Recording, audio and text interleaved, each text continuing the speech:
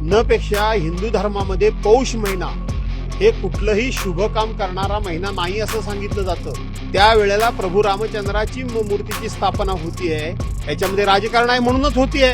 उद्धव साहेबांचे दोन्ही सुपुत्र आणि उद्धव साहेब आणि रश्मी वहिनी ही पती पत्नी यांच्याकडे जरा बारकाईनं बघा। त्यांच्या चेहऱ्यावर किती भक्ती दिसते, भक्तिभाव दिसतोय, किती श्रद्धा दिसते, किती देशप्रेम दिसतंय आणि बाकीच्यांच्या चेहऱ्यावर मात्र निवडणुकीचे भाव दिसतायत।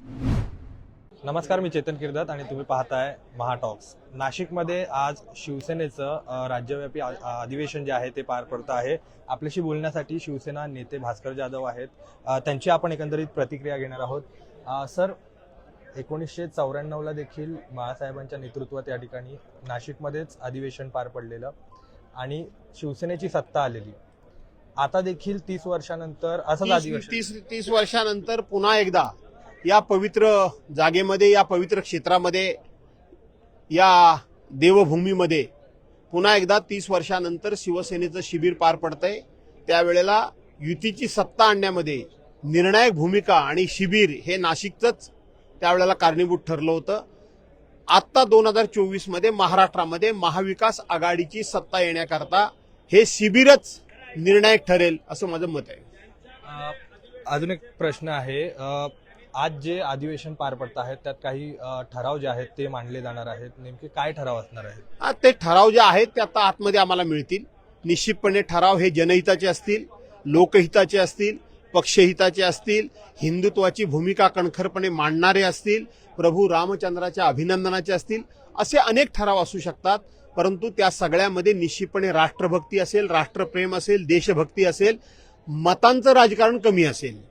काल राम मंदिर मध्ये रामांची प्राणप्रतिष्ठा पंतप्रधानांच्या हस्ते करण्यात आलेली आहे, तर दुसरीकडे आपण नाशिकमध्ये काळाराम मंदिरात देखील उद्धव ठाकरे यांच्या हस्ते पूजा करण्यात आलेली आहे। संपूर्ण कुटुंब जे आहे ते आपल्याला त्या ठिकाणी पाहायला मिळालेलं आहे। ऐतिहासिक दिवस होता आणि शिवसेनेसाठी हा महत्वाचा दिवस होता, काय सांगता? नाही, आता तुम्हीच तर सगळं सांगितलं, मग मी काय सांगू? ऐतिहासिक दिवस होता, महत्वाचा दिवस होता, सगळं कुटुंब तिथे एकत्र बसलंय, हे सगळंच तुम्ही सांगितलं। मग ते कुटुंबातले नाही आहेत का तेजस ठाकरे? तेजस ठाकरे तर की त्यांच्या कुटुंबातलेच आहेत। प्रश्न असा आहे की त्या बसलेल्या चौघांचेही फोटो, उद्धव साहेबांचे दोन्ही सुपुत्र आणि उद्धव साहेब आणि रश्मी वहिनी ही पती पत्नी यांच्याकडे जरा बारकाईनं बघा। त्यांच्या चेहऱ्यावर किती भक्ती दिसते, भक्तिभाव दिसतोय, किती श्रद्धा दिसते, किती देशप्रेम दिसतंय, किती देवप्रेम दिसतंय आणि बाकीच्यांच्या चेहऱ्यावर मात्र निवडणुकीचे भाव दिसतायत।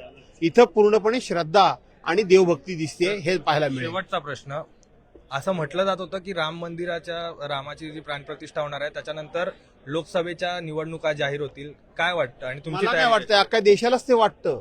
न पेक्षा हिंदू धर्मामध्ये पौष महिना हे कुठलंही शुभ काम करणारा महिना नाही असं सांगितलं जातं। या महिन्यामध्ये साधं लग्न देखील ठरवलं जात नाही, मुलगा मुलगी देखील बघितली जात नाही, ठरावनामा देखील केला जात नाही।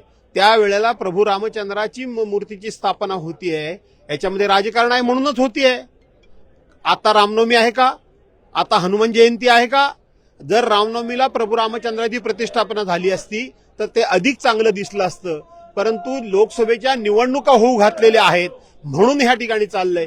त्यामुळं ज्यांनी कुणी केलं त्यांची रामभक्ती कमी आणि मतदान भक्ती जास्त। धन्यवाद। तर आपण पाहिलं राम मंदिराच्या या मुद्द्यावरून जे आहे ते त्यांनी भास्कर जाधव यांनी टीका केलेली आहे।